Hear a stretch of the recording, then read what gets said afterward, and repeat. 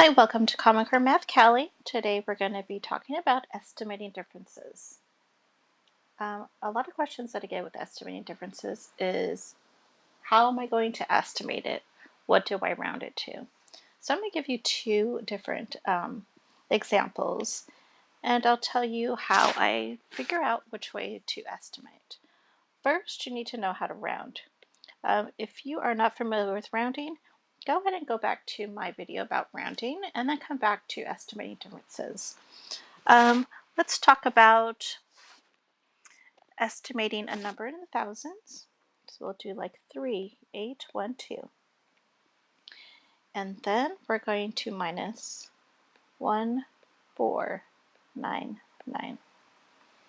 Okay, so estimating differences means the first step you're going to do is round. So if you look at both of these numbers, they both have numbers in the thousands.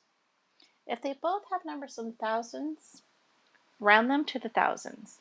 But the whole trick to rounding and estimating is whatever you do to one number, you have to do to the other. So if I'm going to round 3,812 to the nearest thousand, I also have to round the second number to the nearest thousand.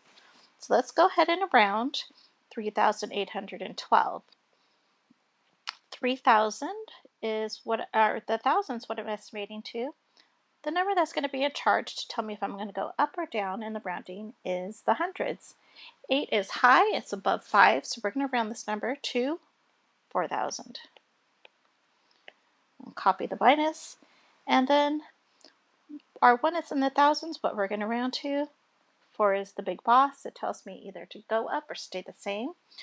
4 and below tells me to stay the same, so we're going to keep the 1 the same and add zeros for the rest of the numbers.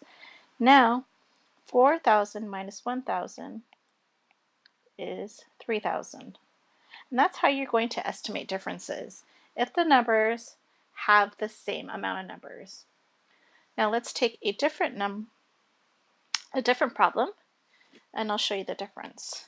Let's do 3,812, but this time I'm going to minus 412. So how am I going to round this? How am I going to estimate the differences? Well, what I said before, what I do to the first number, I want to do to the second number. If I round 3,800 to the nearest thousand, can I round to the nearest thousand from 412? I can't. So what I'm going to do is I'm going to see what I can round 412 to. Well, it's the highest number is in the hundred spot. So what I'm going to do is I'm going to round to the nearest hundred.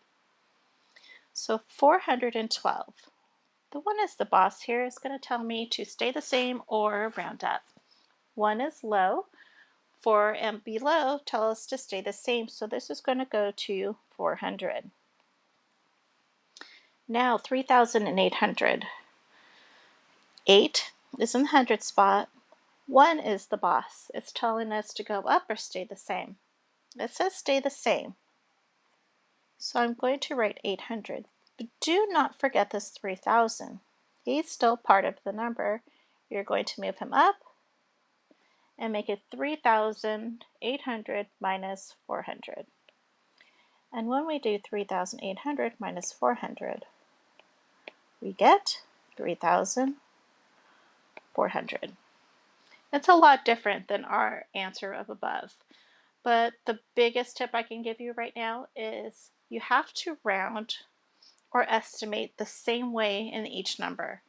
So if you're going to round to the nearest thousands, make sure that they both have numbers in the thousands. If they don't, then you're going to take basically the biggest number of the smallest number, which was in the hundreds,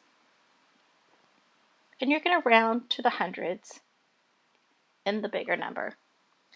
Thank you very much. Subscribe, and if you have any questions, leave a comment below.